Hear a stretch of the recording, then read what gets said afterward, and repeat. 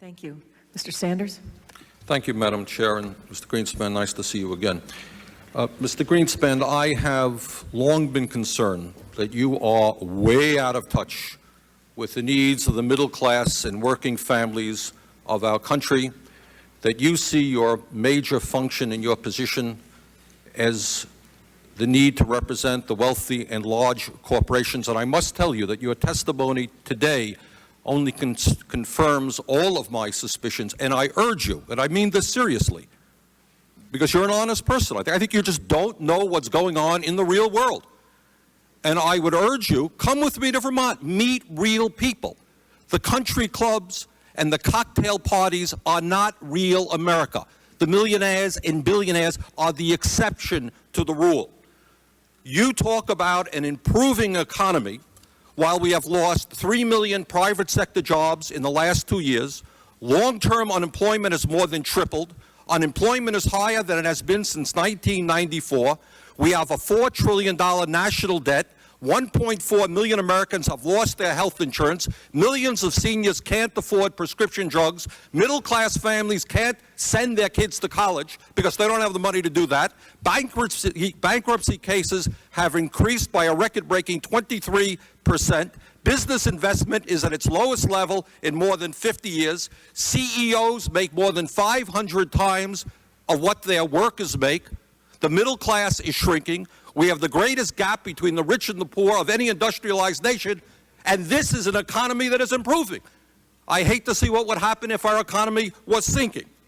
Now, today, you may not have known this. I suspect that you don't, but you have insulted tens of millions of American workers. You have defended over the years, among other things, the abolition of the minimum wage, one of your policies, and giving huge tax breaks to billionaires. But today you reached a new low, I think, by suggesting that manufacturing in America doesn't matter. It doesn't matter where the product is produced. We lost 2 million manufacturing jobs in the last 2 years alone, 10% of our workforce. Walmart has replaced General Motors as the major employer in America, paying people starvation wages rather than living wages, and all of that does not matter to you. Doesn't matter. If it's produced in China, where workers are making 30 cents an hour, or produced in Vermont, where workers can make 20 bucks an hour, it doesn't matter. You have told the American people that you support a trade policy which is selling them out, only working for the CEOs who can take our plants to China, Mexico, and India. You insulted Mr. Castle. Mr. Castle, a few moments ago, a good Republican, told you that we're seeing not only the decline of manufacturing jobs, but white-collar information technology jobs. Forrester Research says that over the next 15 years, 3.3 million U.S. service industry jobs and 136 billion in wages will move offshore to India, Russia, China, and the Philippines. Does any of this matter to you?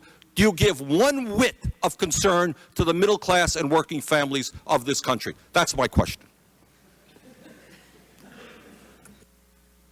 Congressman, we have the highest standard of living in the world. No, we do not. You go to Scandinavia and you will find that people have a much higher standard of living in terms of education, health care, and decent paying jobs. Wrong, Mr. Greenspan. May I answer your question? You sure may. Thank you.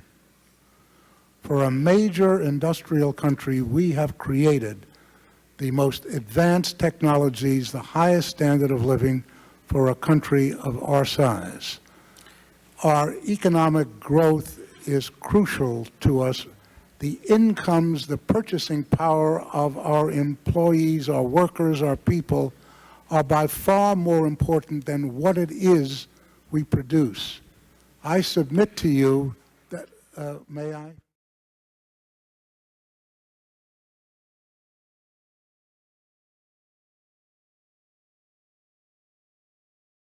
And what I'm saying to you is, yes, I found a flaw.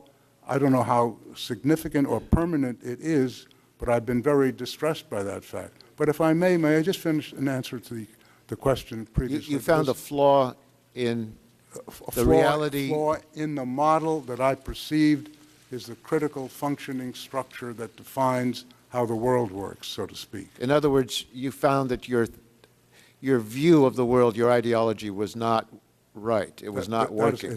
Precisely. No, that's precisely the reason I was shocked, because I had been going for 40 years or more with very considerable evidence that it was working exceptionally well.